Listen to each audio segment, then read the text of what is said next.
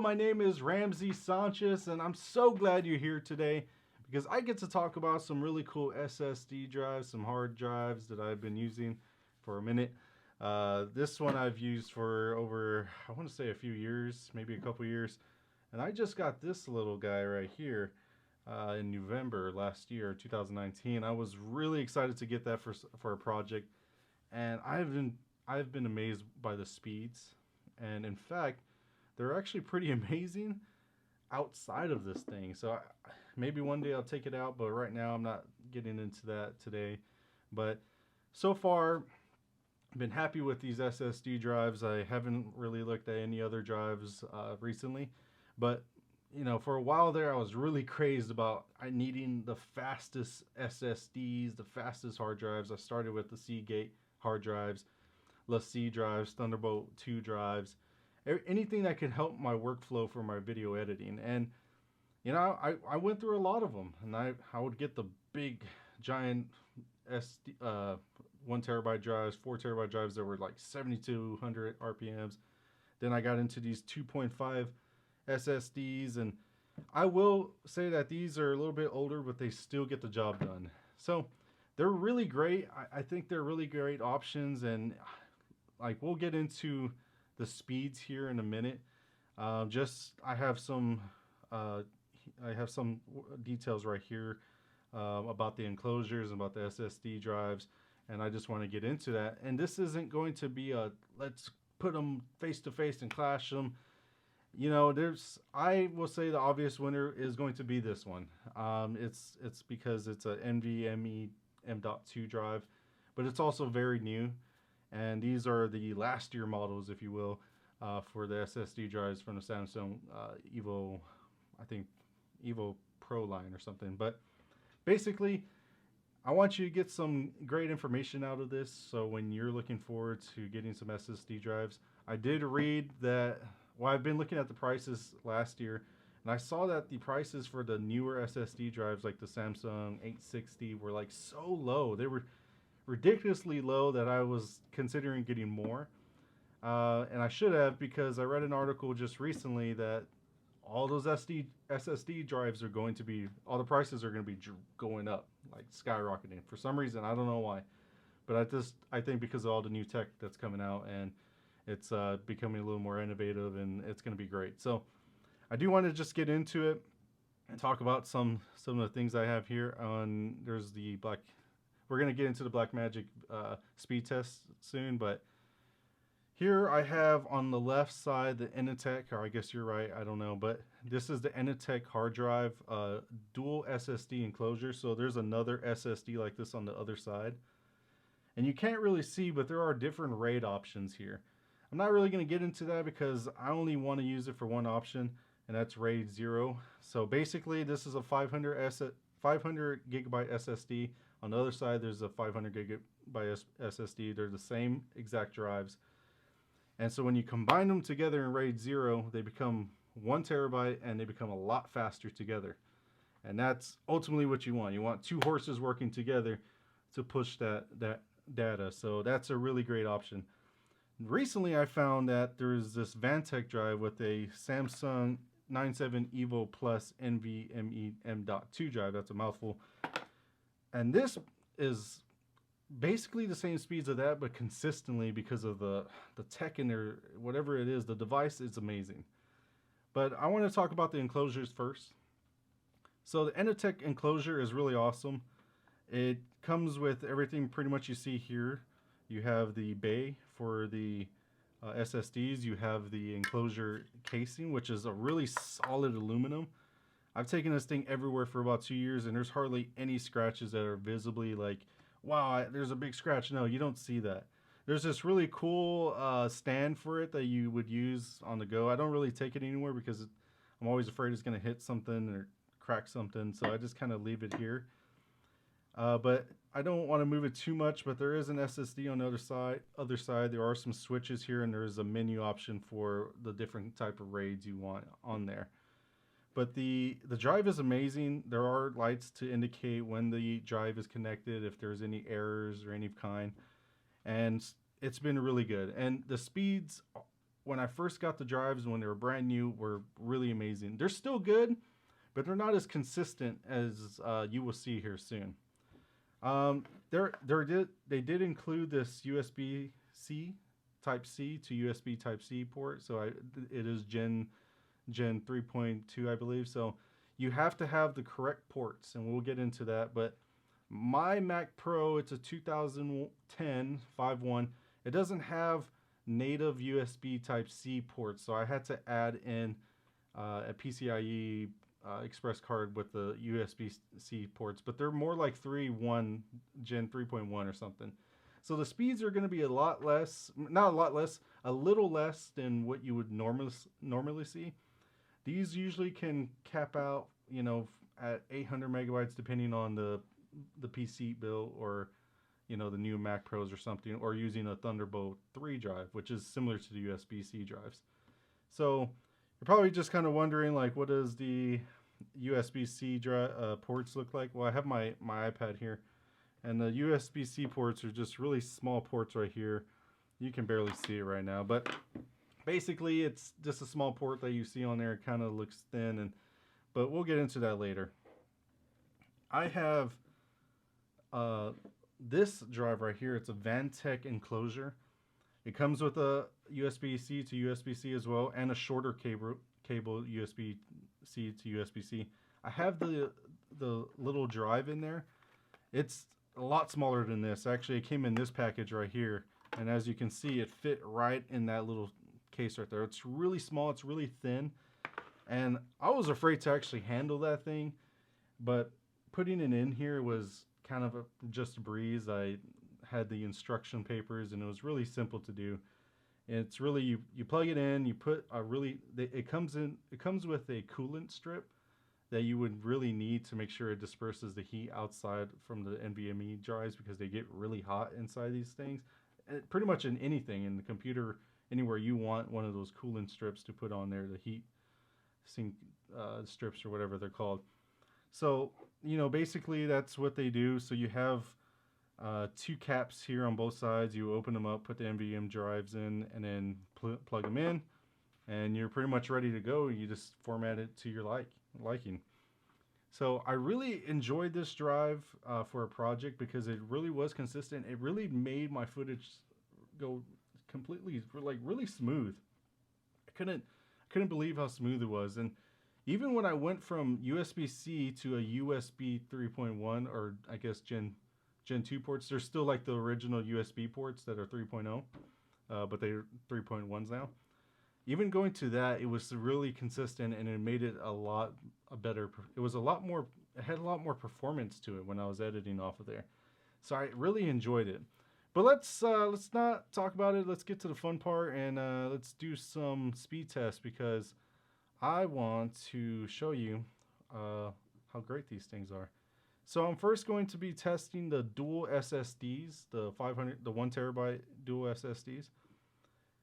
Just because that one's older, and just full disclosure, it's going to be a little bit slower. You're going to see the drop in speeds, because that's just what happens to SSDs. They start to not break down, but if you think about your body, how it deteriorates, that's how a SSD does after a lot of work, when you put a lot of against it. So I'm going to go ahead and start it, and we're going to see it's already dropping, but usually it can hit about 700 megabytes per second. Right now it's at 6089 for write, and 740 for read. I don't know why, but the read is performing a lot better than the write for some reason.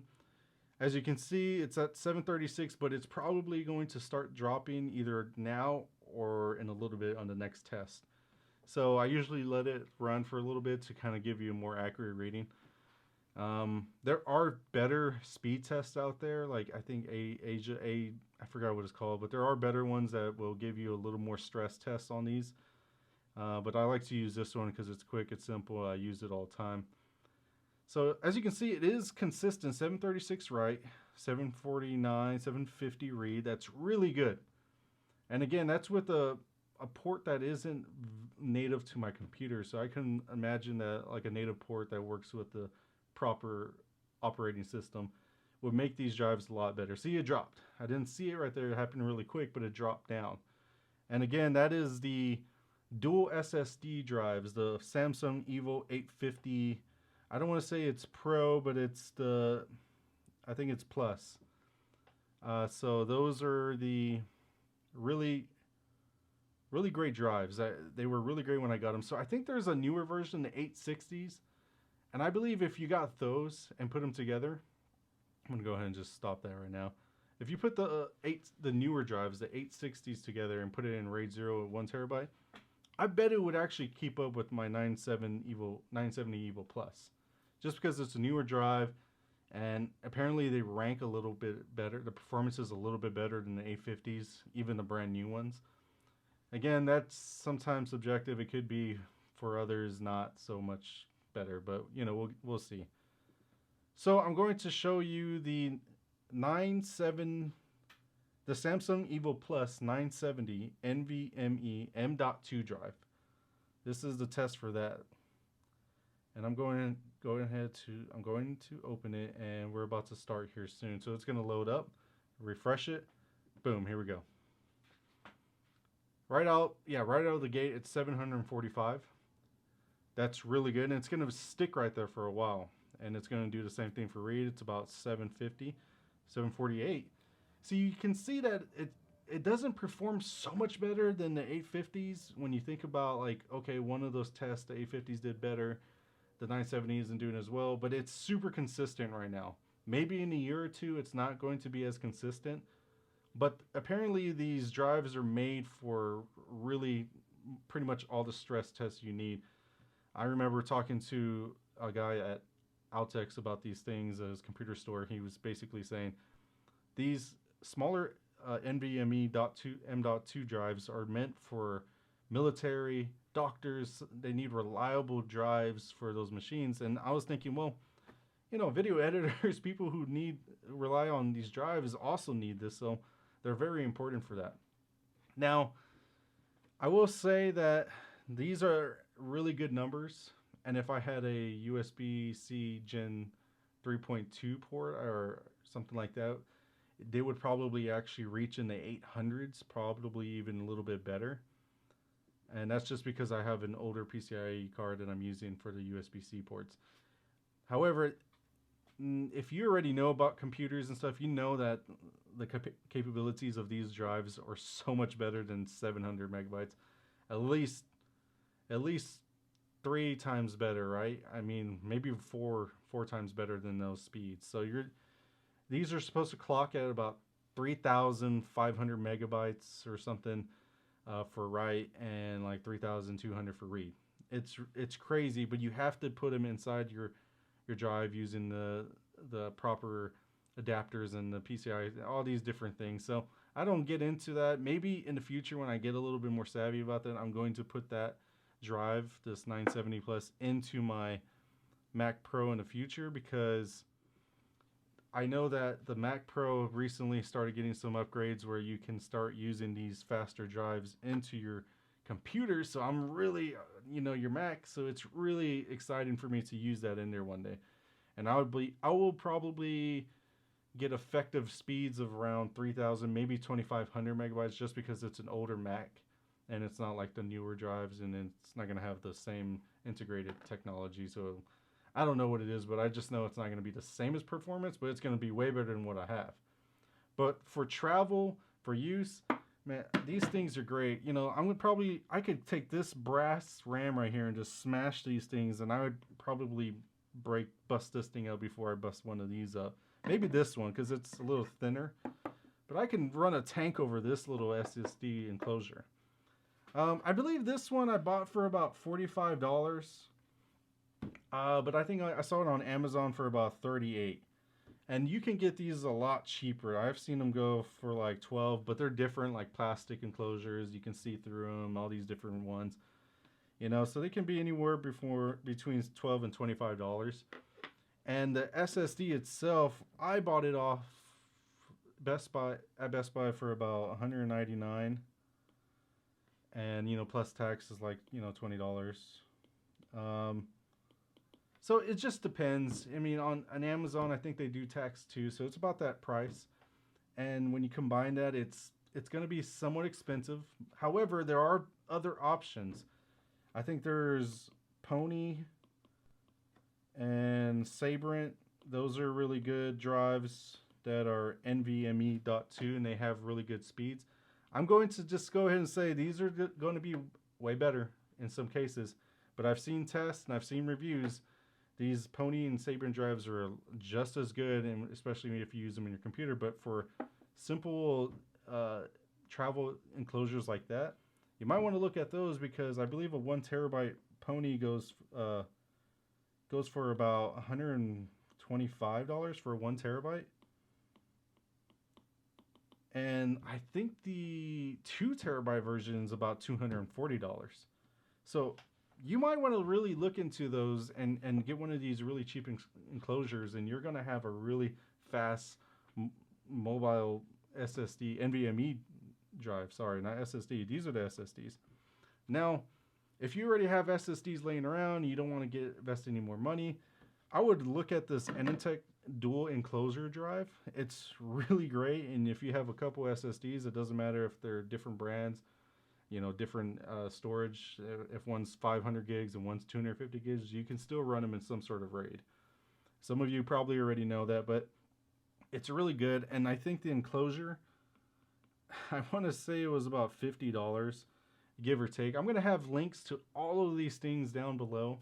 Once I find all the proper pricing and links from, I will put them down below. So in the future, go down to the description, check them out.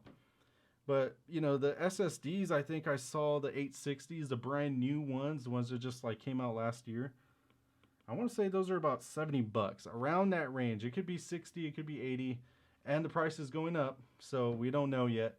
But for $140 for 2 SSD drives and then $50 for that, you're out the door with spending less than $200 for a 1 terabyte. Fast speeds of about probably 750 up on a SSD fast drive for your video photo editing jobs. So it's a really good option, and I'm trying to sell the value of these because when I was looking for all the different drives, I would spend so much time looking at the LaCie drives, the ruggeds, these different ones, the G, all these crazy ones, the Atoms, all these. They have cool names, they have cool sleek bodies, but they're just so expensive. The Samsung T5, the T6, all these different ones, they're so expensive, and I just knew that there's always options. However, it's also good to invest into the companies that you love. That's why I bought the Samsung drive, because I love that company. But I also love this Initech company because they're always coming out with innovative, creative tools that will help guys and nerds like me. I mean, guys and girls, nerds, we love this stuff. So it's really good. Yes, these do both work with the iPad Pro USB-C port. However, I don't like to use it with the iPad just yet. I don't like the whole whole disconnecting, connecting without ejecting the drives first. I love to eject the drives, which basically means that you're stopping the data from reading between the drives and the computer. So once you stop that, then you can withdraw the cord to make sure it's not plugged in and powered on anymore and not running the whole time. So the iPad apparently does that for you already. But just imagine that this drive was running this application. You definitely want to make sure that you close out the applications just like that to really be sure that the SSD drive isn't communicating to the iPad anymore. So that's very important. I won't use this for that, but it does work. I have been able to open up projects on the iPad, edit projects, go into LumaFusion, all these different things. However, I just use the iPad storage. I have Google Drive. I have all those options. So you don't really need any of that. But I really hope that you enjoyed this. I hope you enjoyed this video because there are way more options, and I know that in the future there's going to be some really cool ones. I know the Samsungs are always becoming innovative. The Touch ID, there's all these different options. And I just got a text. But, I really am glad you're here because, this is something I really enjoy talking about. And if you enjoyed this content as well, I really hope that you come back. But for now, if you can like my videos, subscribe to my channel. If you have any questions, I know I'm going quite, pretty fast, but if you have any questions, put them down in the comments below. Please watch my video please watch my video and listen to what I said in there.